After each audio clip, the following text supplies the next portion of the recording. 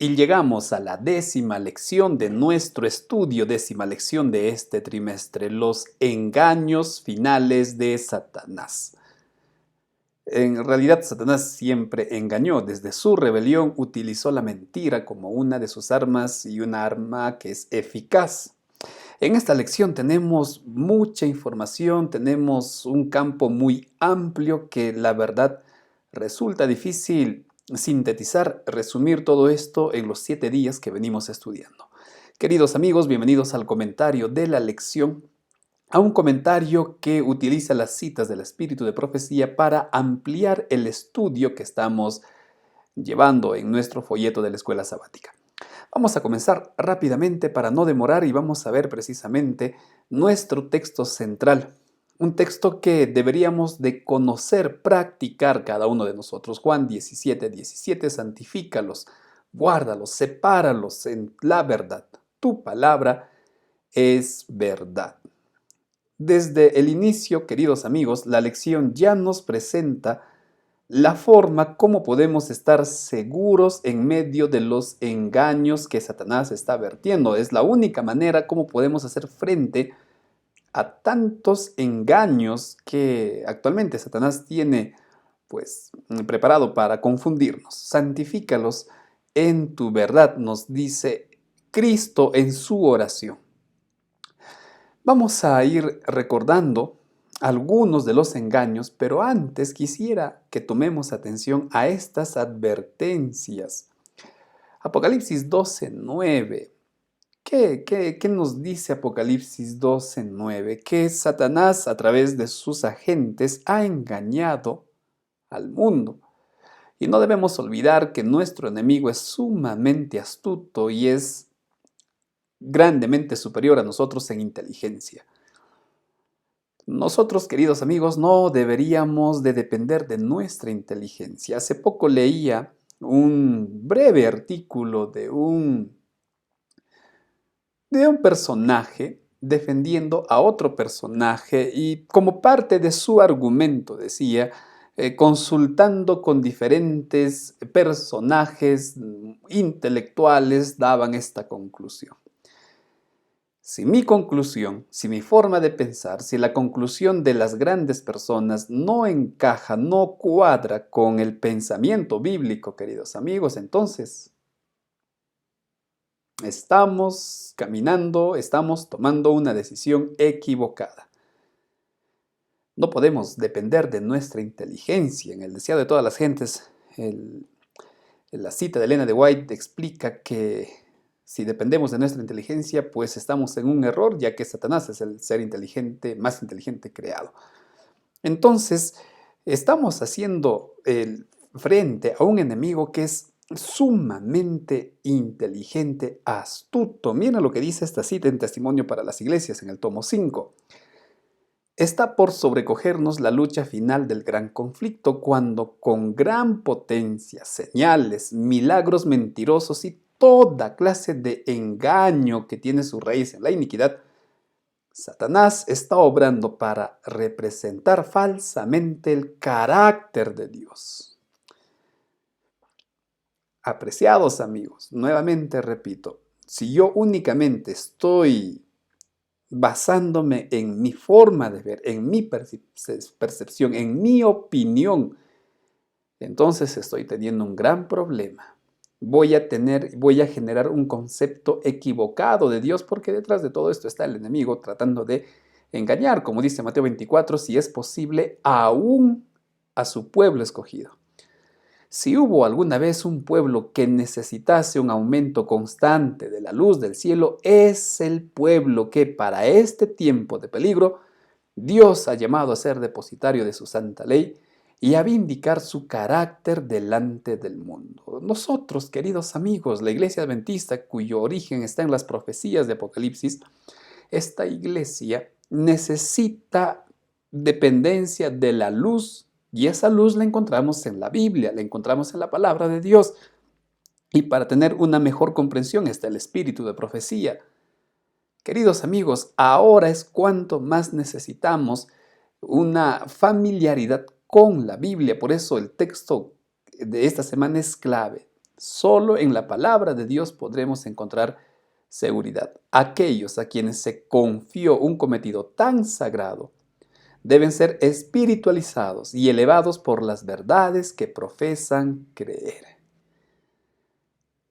Miren, desde ya estamos viendo cuán importante es que nosotros encontremos refugio en el consejo divino. Otra cita en la Biblia, en el libro de Deuteronomio, nos recuerda la orden de Dios a su pueblo. Les leerás las escrituras, las escribirás en tus paredes, vivirán de acuerdo a lo que dice la palabra de Dios y las repetirás a tus hijos. Los caminos que nosotros tomemos deben armonizar con los principios establecidos en la Biblia.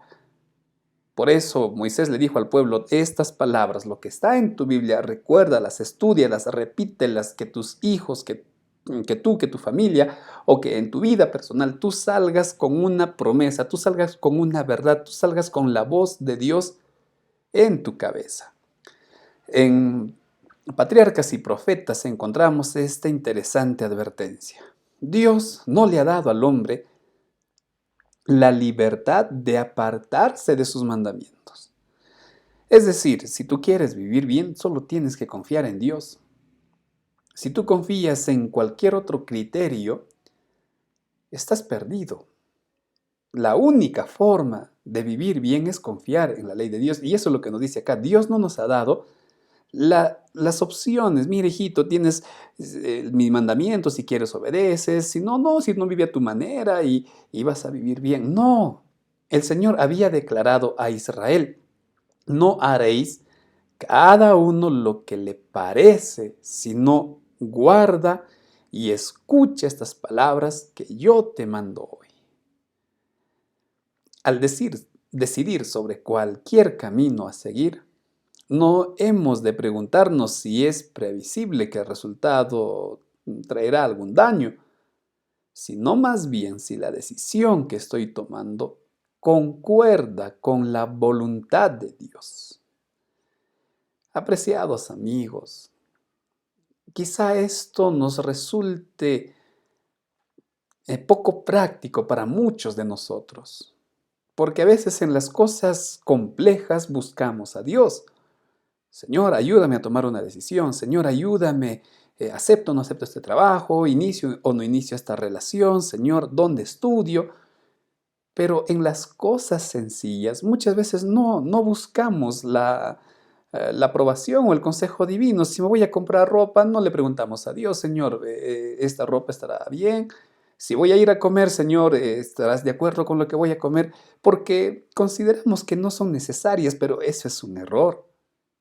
Eso es un error. Sobre cualquier camino, cualquier decisión, debemos de preguntarnos, Señor, ¿la decisión que voy a tomar será una decisión que te agrade?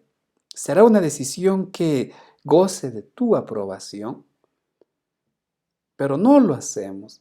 Y eso va debilitando nuestra confianza y cuando vienen cuestiones verdaderamente importantes, no consultamos a Dios.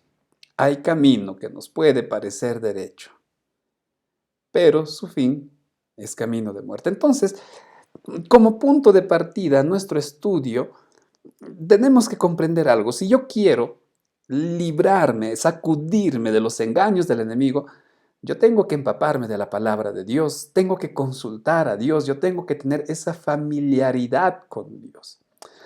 Recordando esto o teniendo en mente esto, vamos a ver ahora lo siguiente. 3 puntos de nuestro estudio. Los 2 primeros son los 2 engaños que Satanás está esparciendo por el mundo. Número 1, la inmortalidad del alma. ¿Y qué cultura, qué religión, qué iglesia cristiana no cree en la inmortalidad del alma? Punto número 2, la santidad del domingo. Esto es algo común y ya vamos a ver, ir ahondando un poquito más en esto. Y por supuesto, en medio de todo esto hay un llamado lleno de amor de parte de Dios. Entonces, estos son los 3 puntos que resumen toda nuestra lección. Sin embargo, querido amigo, aquí quiero dar 2 puntos haciendo un paréntesis. En primer lugar, ya saben que las diapositivas ustedes las pueden descargar. Discúlpeme porque a veces revisando encuentro errores al escribir, errores en algunos textos. Por favor, ustedes corríjanlas, descargan las diapositivas, las pueden corregir. Así es que tienen las diapositivas, todas estas diapositivas para este estudio o el estudio que ustedes consideran necesario. En segundo lugar, querido amigo, por favor, no cometas el error de únicamente centrar tu estudio en videos, en comentarios. Por muy profesionales que puedan ser quienes realizan esos videos o trabajos sencillos como el que hago, querido amigo, no te limites y no te conformes con eso. Tú practica tu culto. Dedica tiempo a leer, dedica tiempo a estudiar. Es bueno que veas comentarios, estudio, y te animo y te felicito si tú haces eso, pero que sea para complementar tu propio estudio, para ahondar, para que de repente despejes algunas dudas, pero, querido amigo, no dejes de hacer tu devoción personal. Por favor, esto es importante. Bueno, vamos a ver entonces nuestro primer punto de estudio, la inmortalidad del alma, el primer engaño que Satanás está vertiendo, pues, con mucha fuerza.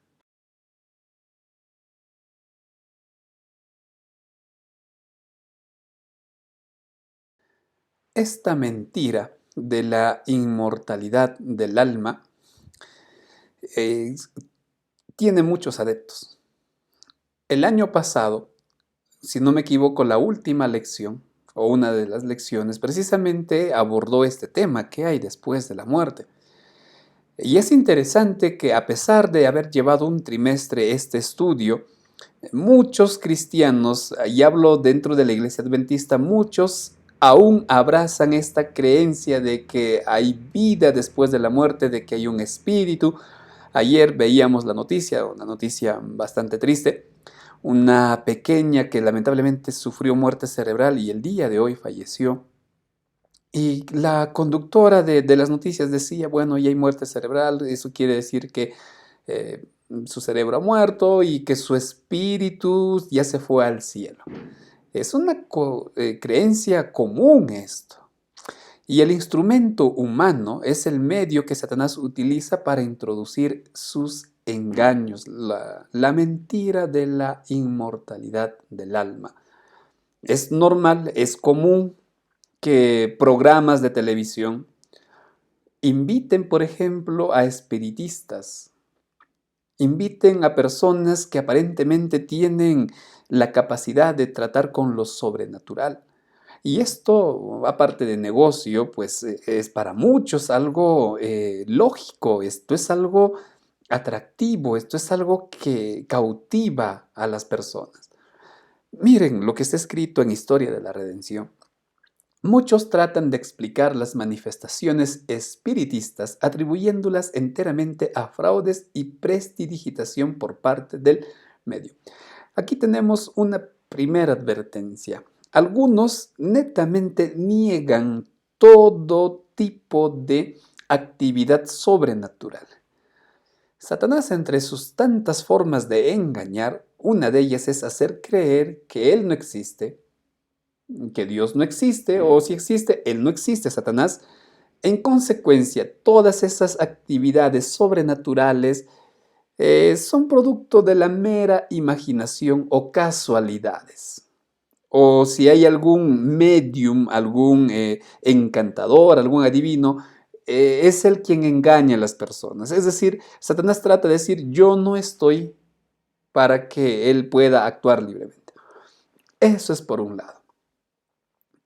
Aunque dice, es cierto que numerosas veces se han presentado trucos como si fueran manifestaciones genuinas. También ha habido señaladas demostraciones de poder sobrenatural. Es decir, aquí viene el otro punto.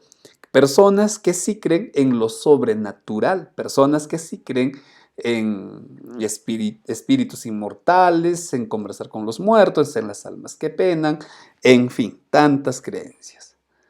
Sin embargo, los ruidos misteriosos con los cuales comenzó el espiritismo moderno no fueron el resultado de trucos o habilidades humanas, sino obra directa de ángeles malignos.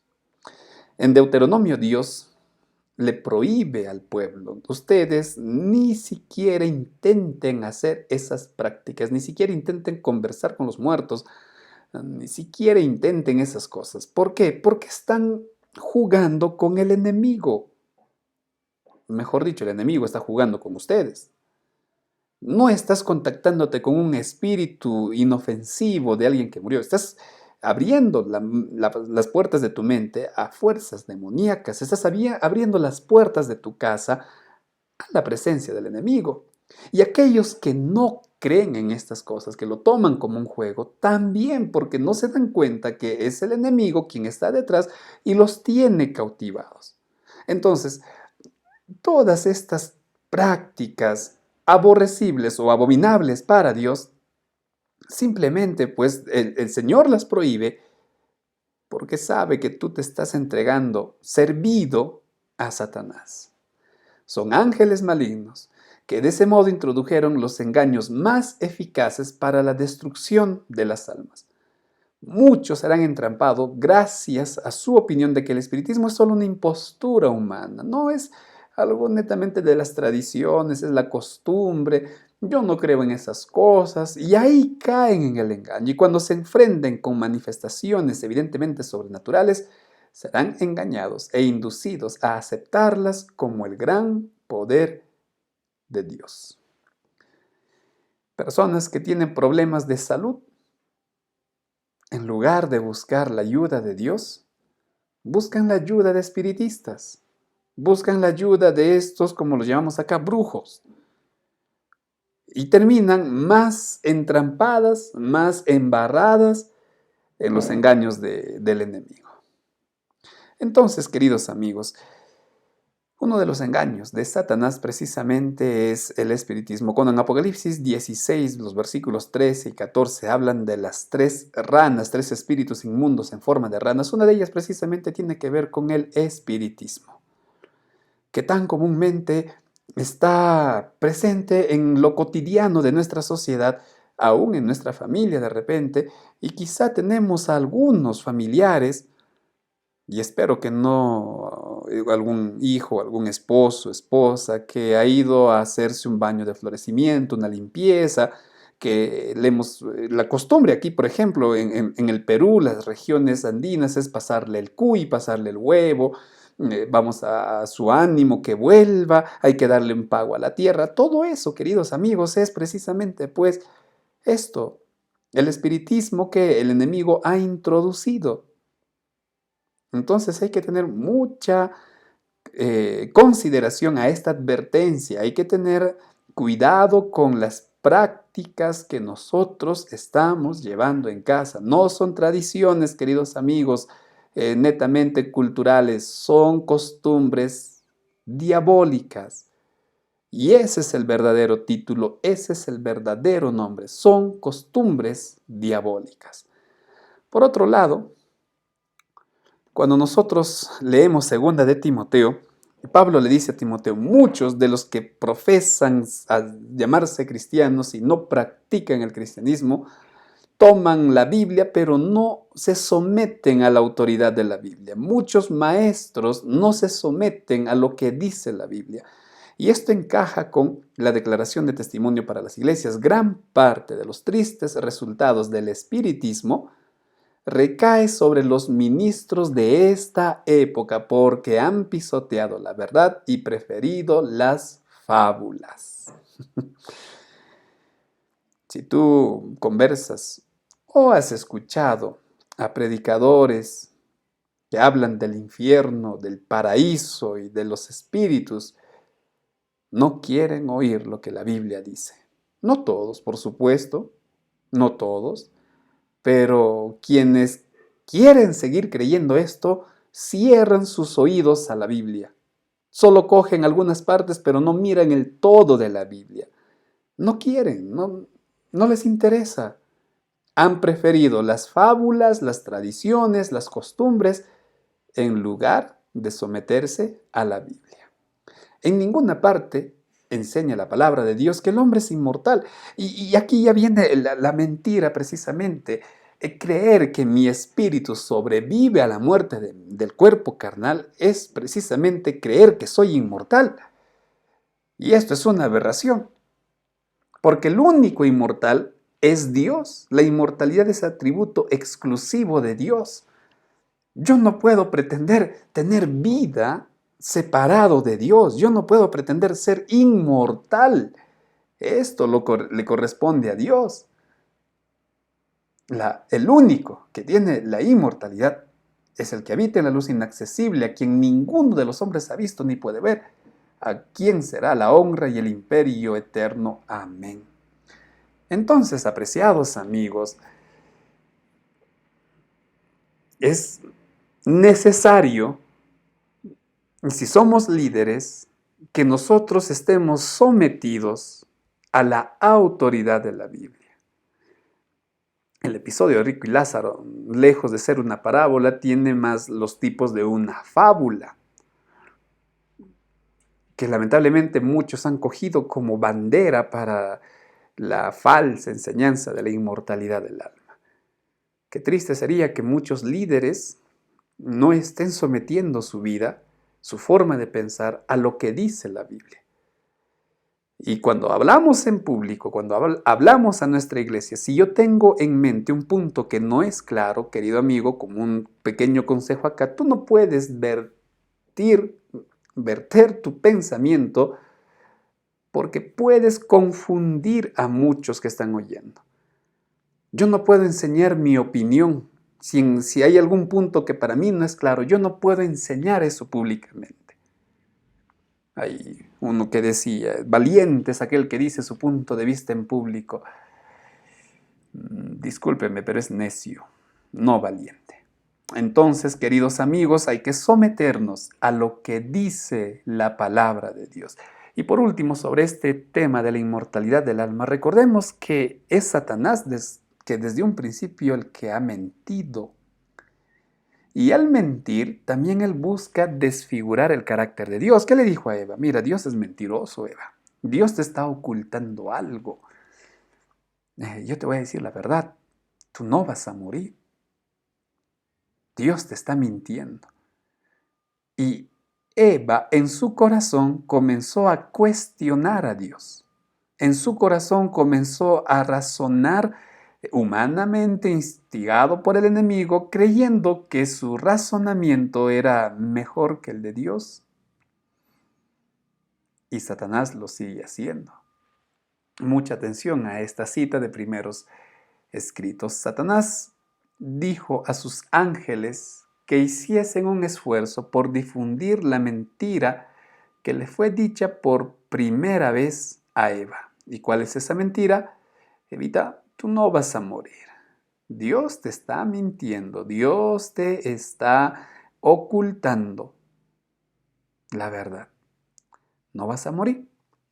Y a medida que este error fue recibido por la gente y ésta fue inducida a creer que el hombre es inmortal, también Satanás metió otra mentira. Mira, si tú eres malo, te vas a ir al infierno y te vas a quemar y vas a gritar, vas a sufrir, vas a llorar por toda la eternidad.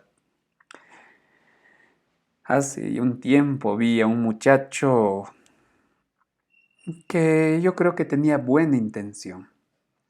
Y él trataba de que las personas reflexionen un poco, pero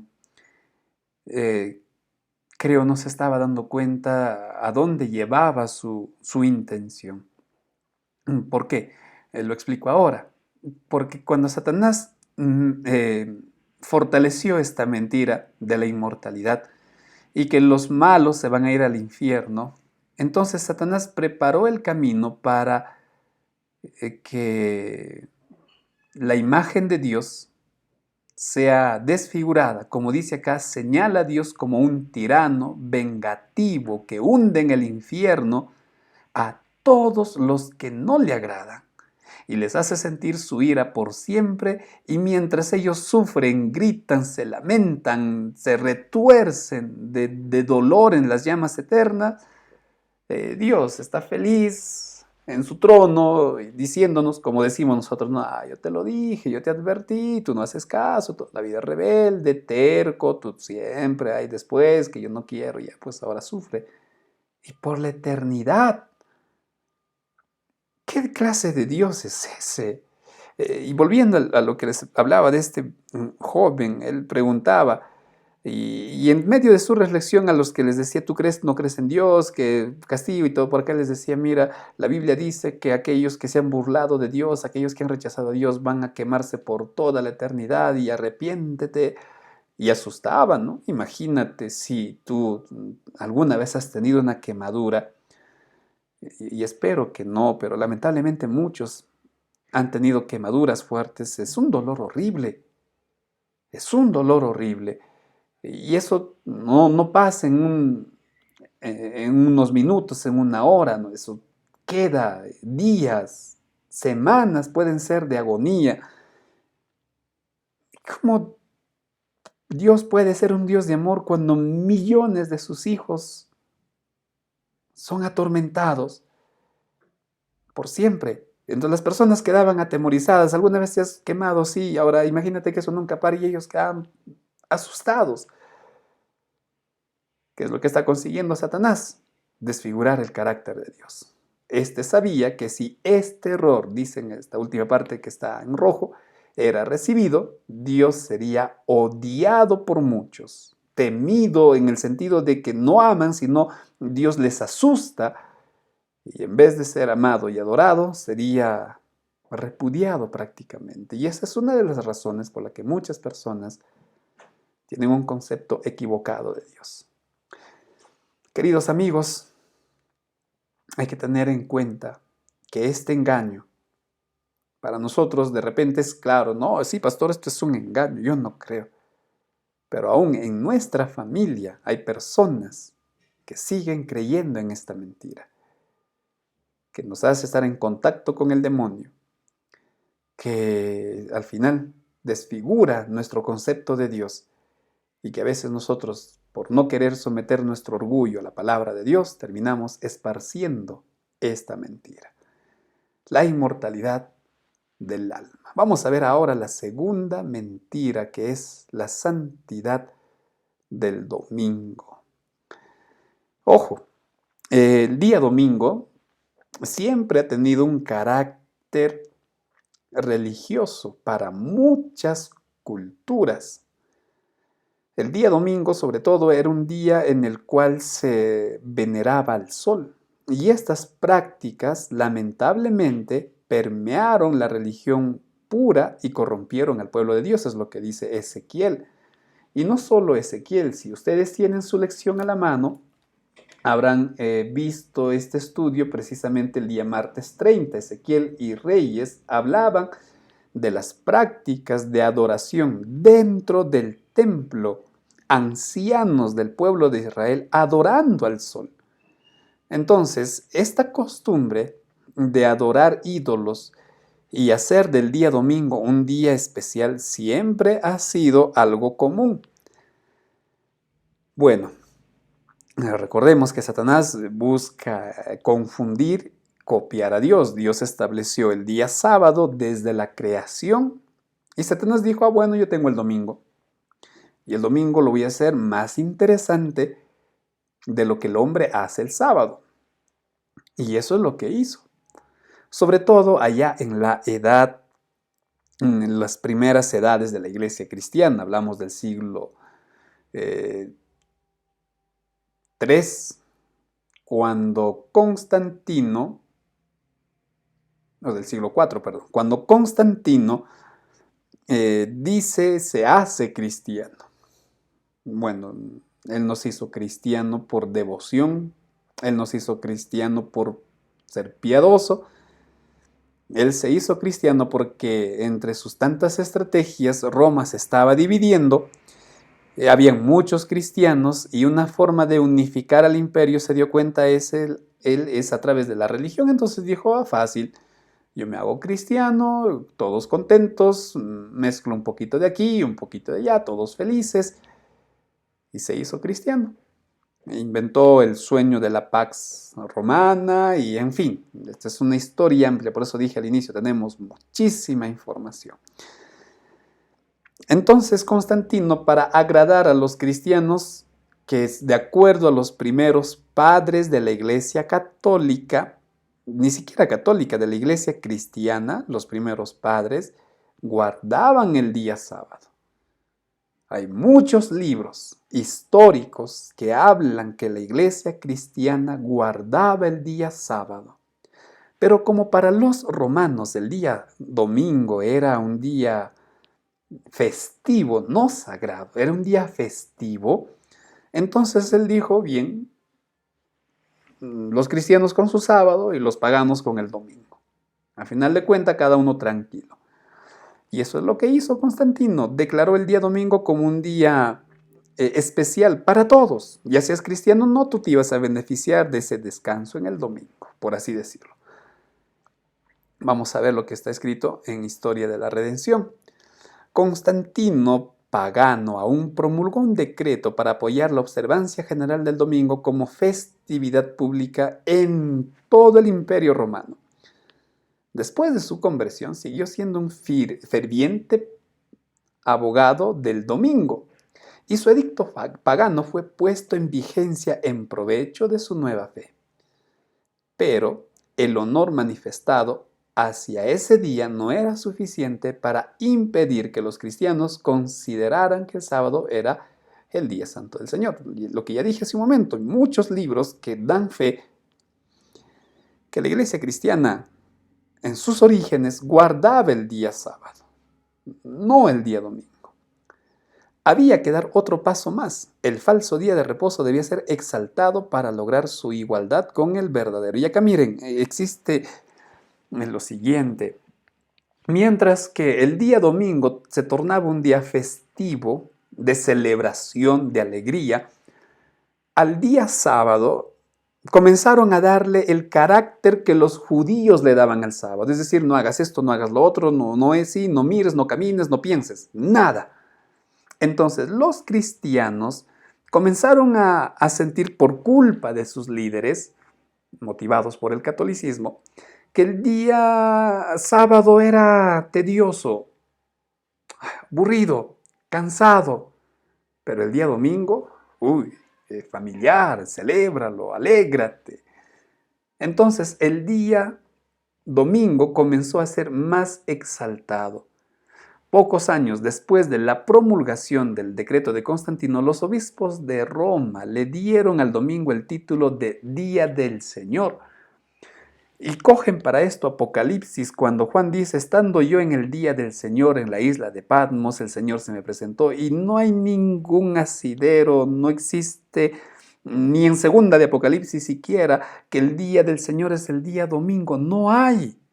Ellos le dieron ese título porque dijeron, Cristo resucitó el domingo, entonces el domingo es día del Señor. ¿Y dónde dice eso? Al contrario, Marcos 2:27 dice y define claramente que el día sábado es el día del Señor porque el Hijo del Hombre es Señor del día de reposo, del día sábado. Pero fueron los obispos quienes dijeron entonces el día domingo es el día del Señor. Y de este modo se indujo a la gente gradualmente a considerar que el día domingo también tenía un grado de santicidad. Pero a pesar de eso, aún el pueblo seguía guardando el día sábado. No fue un cambio de golpe del sábado al domingo, fue un cambio gradual, fue un cambio que poco a poco iba ganando simpatizantes en la iglesia cristiana. Ahora, Babilonia no por casualidad tiene este nombre, sino porque la Babilonia, histórica también era santificado su domingo, por así decirlo. Babilonia también dedicaba el domingo como adoración al sol. Es decir, una vez más se cumple acá la profecía de que esta iglesia falsa, la iglesia católica, absorbió las prácticas no solo de Roma, sino también prácticas que vienen desde Babilonia. Leamos lo que nos dice nuevamente Historia de la Redención en las siguientes páginas. Se celebraron grandes concilios de vez en cuando, a los que iban dignatarios de diferentes partes del mundo, representantes de la iglesia. En casi cada uno de ellos se degradaba un poco más el sábado que Dios había instituido, mientras que en forma proporcional se exaltaba el domingo. Poco a poco el día domingo era mejorcito.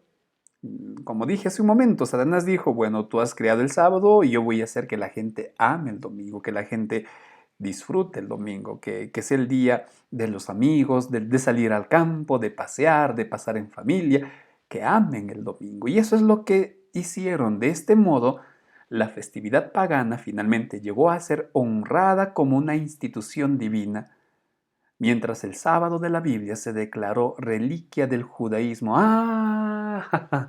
El sábado es para los judíos, el sábado fue para el pueblo de Israel, el sábado se dio en el Sinaí, quedó en la cruz. ¿Dónde? Ahí precisamente, en ese periodo de corrupción de la iglesia que está simbolizado por el caballo negro y el caballo amarillo de Apocalipsis. Entonces, no solo dijeron que el sábado era para el pueblo de Dios, sino que por gusto guardas el sábado. Estás bajo maldición porque estás salvándote por las obras. Cualquier día se puede adorar a Dios, ya dicen otros, y tú estás en pecado al enseñar el sábado. Eso precisamente nace ahí, esa forma de acusar a los fieles de Dios. Los protestantes insisten ahora, una gran mayoría, que la resurrección de Cristo en el domingo es el origen del día de reposo. Pero no existe ninguna evidencia para esto. Ni Cristo ni los apóstoles dieron tal honor ese día. Pastor, en el libro de Hechos yo encontré que Pablo dice que se reunieron el primer día. Es que Pablo estaba llegando el domingo a ese lugar. Y Pablo era de los predicadores que aprovechaba el tiempo. Él no decía, llego, esta semanita me descanso, paseo, me voy a la playita, como pescado. El miércoles comenzamos con calma. No, Pablo dijo, estoy llegando, mi viaje continúa, por favor, reúnanse el primer día de la semana y vamos a tener nuestro culto. Pero eso no quiere decir que el domingo se convirtió en el día del Señor. Simplemente como nosotros. ¿Podemos reunirnos el martes? Hay que reunirnos el martes. ¿Podemos tener un culto especial este jueves? Hay que hacerlo. Pero el sábado sigue siendo el día del Señor. Eso es lo que nos dice el libro de Hechos. No dice que el día domingo es el día de reposo. La observancia del domingo como institución cristiana tiene sus orígenes en el misterio de la iniquidad, que ya en los días de Pablo había comenzado a obrar. Interesante cómo entonces el día domingo pasó a ser el día señalado por el hombre como el día de adoración. ¿Pero adoración a quién? Porque adoración a Dios, no. Y por ahí escuché que guardar el sábado no me va a salvar, me salva la fe. Y eso es verdad, la gracia me salva. Pero yo no puedo decir que tengo fe en Dios cuando trabajo el sábado, cuando estudio el sábado, por miedo al hombre, por miedo al sueldo, por miedo a las consecuencias. Entonces, ¿de qué fe estoy hablando? ¿Se dan cuenta la gran contradicción? Obviamente, esto me estoy dirigiendo a quienes conocen esta verdad. Y aquellos que no conocen, pastor, aquellos que son sinceros, pero conocen, y de ellos precisamente vamos a hablar en nuestro último objetivo. Miren, esta es una lección preciosa, esta es una lección linda, pero el tiempo nos queda corto para hablar todo esto. En el libro de Ezequiel, el Señor, a través del profeta, le dice al pueblo, dejen la idolatría y vivan leales a Dios, dejen sus costumbres, dejen sus tradiciones. Hay un llamado que hace Dios a su pueblo. Y ese llamado, querido amigo, tiene que tener rasgos de amor. Ese llamado tiene que llevar marcas de amor. Obreros Evangélicos en la página 282 explica esto. El tiempo presente es un momento de solemne privilegio y sagrada confianza. Si los siervos de Dios cumplen fielmente el cometido a ellos confiado, grande será su recompensa. ¿Qué es lo que espera Dios de nosotros? En primer lugar, fidelidad, queridos amigos. Fidelidad a Dios. Grande será su recompensa, pero eso ya es una consecuencia. ¿Me recompense o no me recompense Dios? Yo quiero ser fiel a Él. Eso debe primar en nuestro corazón. Dios lo ha dado todo por nosotros.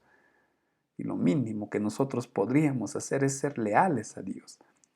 La ferviente labor, el trabajo abnegado, el esfuerzo paciente y perseverante serán recompensados abundantemente y Jesús te dirá, me dirá, ya no eres mi siervo, sino que tú eres mi amigo. ¡Qué bonito! ¡Qué precioso lo que Dios nos dice! El Maestro no concede su aprobación por la magnitud de la obra hecha, sino por la fidelidad manifestada en todo lo que estamos haciendo.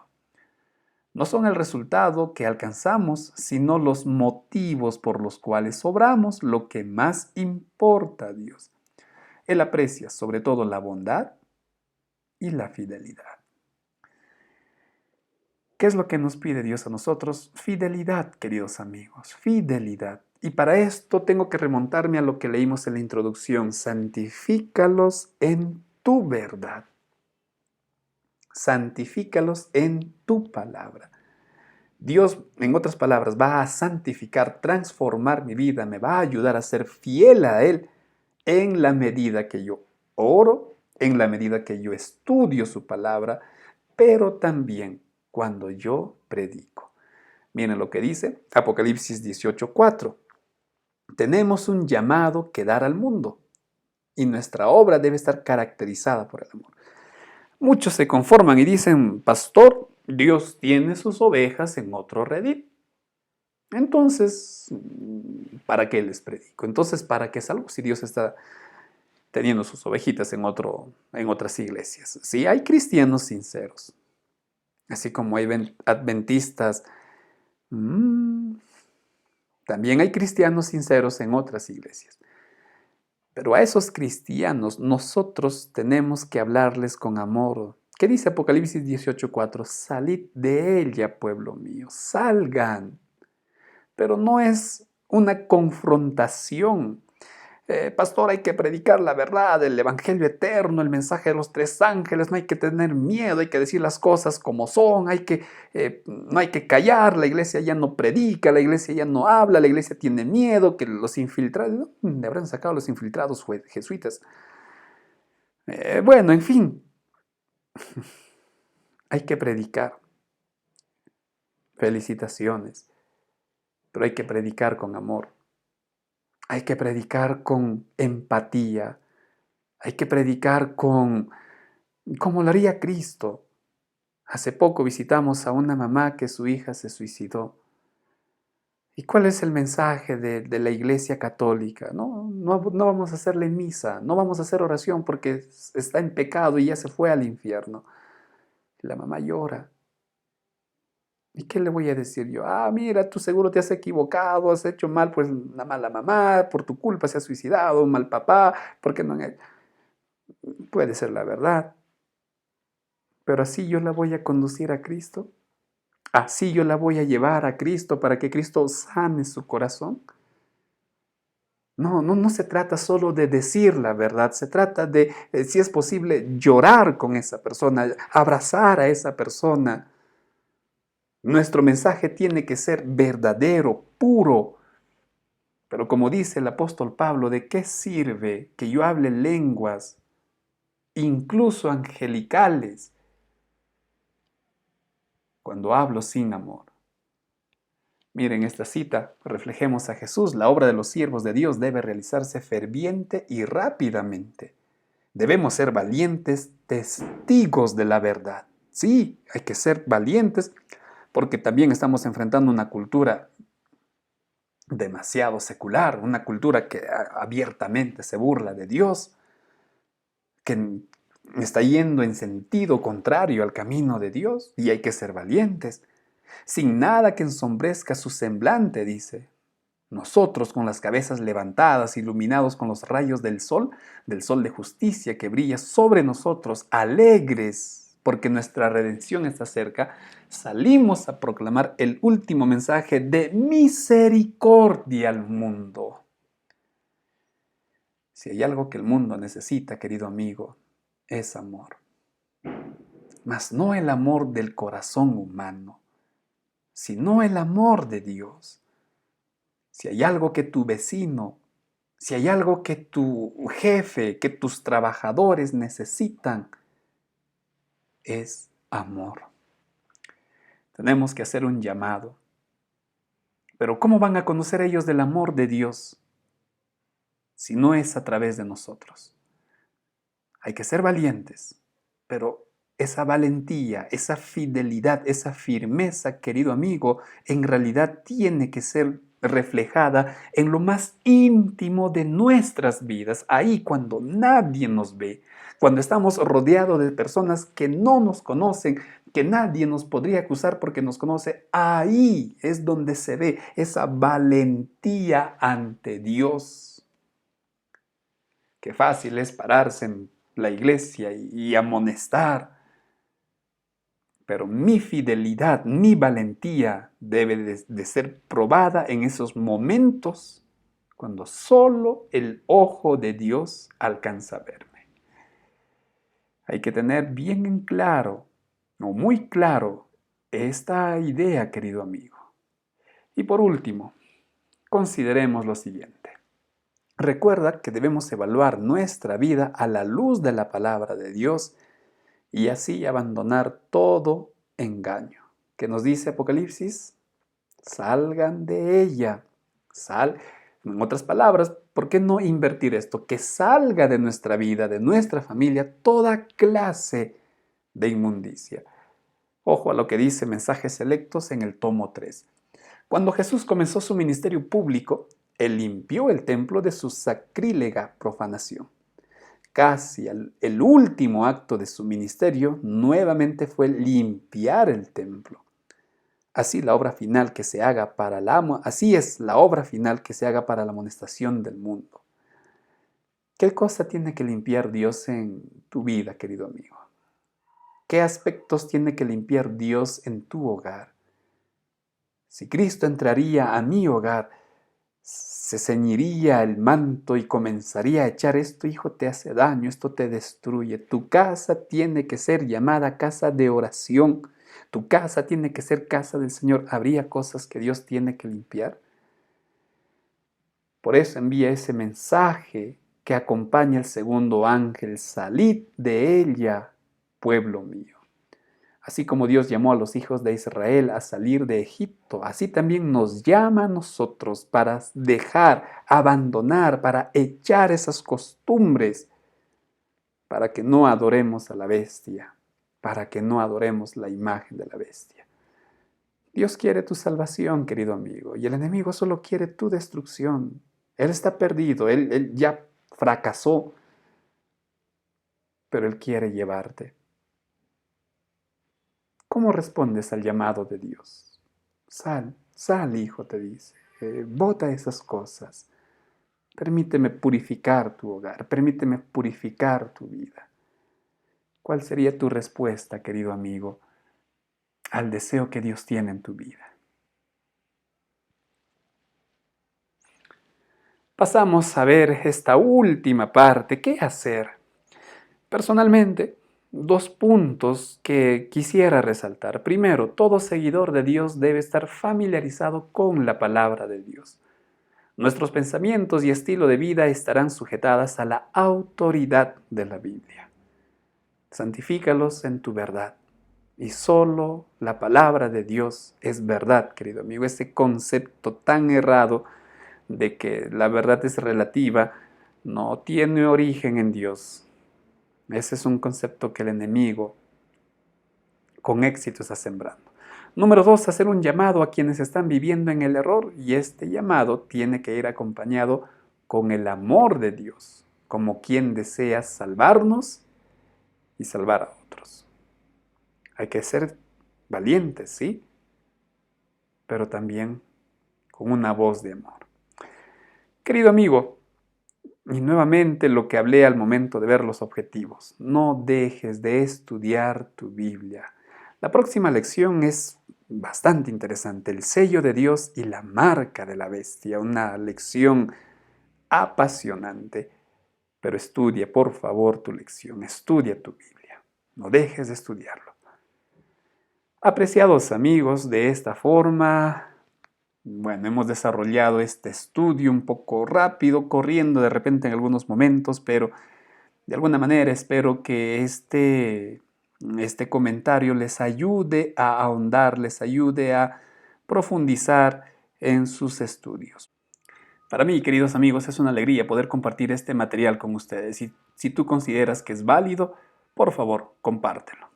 Que el Señor te bendiga. Por mi parte me despido con el deseo de que nos volvamos a encontrar en una nueva oportunidad. Que Dios te bendiga.